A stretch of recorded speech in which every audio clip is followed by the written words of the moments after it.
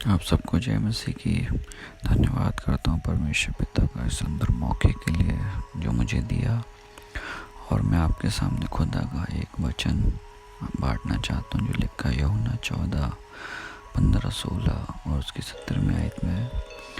यहाँ पे लिखा है, यदि तुम मुझसे प्रेम रखते हो तो मेरी आज्ञा को मानोगे। यहाँ पे यीशु मसीह ने बताया कि अगर तुम मुझसे प्रेम रखते हो तो मेरी आज्ञा को मानोगे। मैं पिता से विनती करूँगा और वह तुम्हें एक सहायक देगा कि सर्वदा तुम्हारे साथ रहे।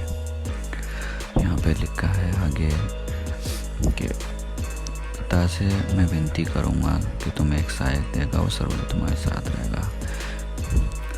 वो आगे लिखा और सत्य का आत्मा, जिसे संसार ग्रहण नहीं कर सकता क्योंकि वह ना उसे देखता और ना उसे जानता है। तुम उसे जानते हो क्योंकि वह तुम्हारे साथ रहता है और वह तुम में होगा। यहाँ पे यीशु मसीह ने पवित्र आत्मा को देने से पहले एक क्वेश्चन किया कि तुम मुझसे प्रेम रखते हो तो मेरी आज्ञा को मानोगे। होली स्पिरिट उसी को मिलता है और उसी की अगुवाई करता है जो परमेश्वर पिता के वचन में, खुदा में और प्रभु यीशु मसीह के आज्ञाकारिता में बना रहता है, परमेश्वर पिता के वचन में बना रहता है। और परमेश्वर पिता उसे परखता है और हम उसमें जब खरे निकलते हैं तब हमें होली स्पिरिट मिलता है। क्योंकि परमेश्वर पिता, लोग कहते हैं कि बहुत से लोग कहते हैं, मैंने देखा है कि सबको पवित्र आत्मा दिया गया है।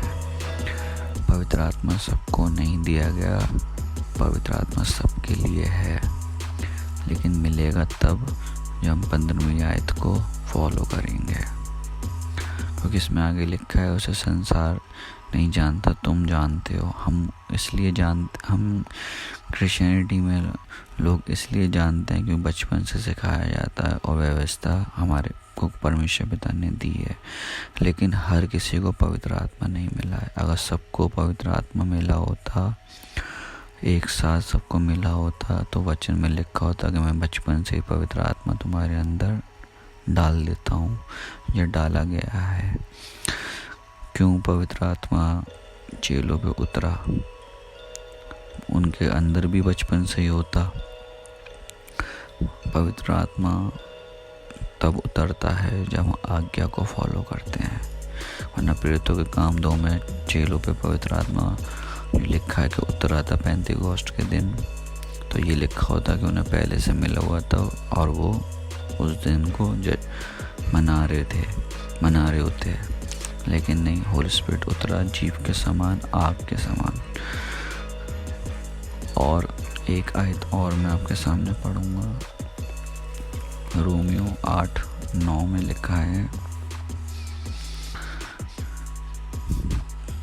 यदि किसी में मसीह का आत्मा नहीं तो उसका जन नहीं।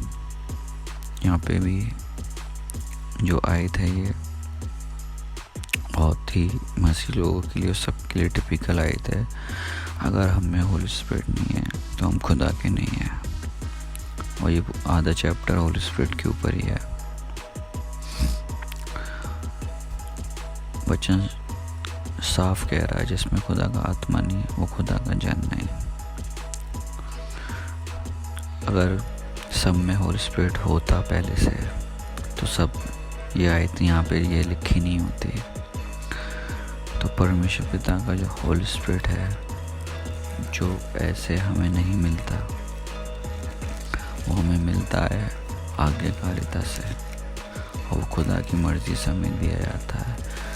बात बस इतनी है कि हम परमेश्वर पिता के वचन को कितना अपनी लाइफ में उतार रहे हैं, कितना उसे फॉलो कर रहे हैं और कितना समय खुदा में हम बिता रहे हैं।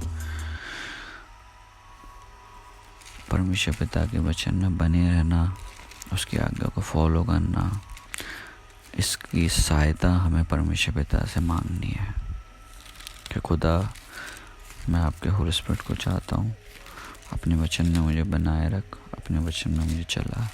ताकि मैं इस योग्य बन पाऊँ, मेरी देह को इस योग्य बना कि खुदावंद पिता परमेश्वर की आत्मा मेरे अंदर वास कर सके। बिना होली स्पिरिट के, हमारे अंदर अगर होली स्पिरिट नहीं है तो हम खुदा के वचन को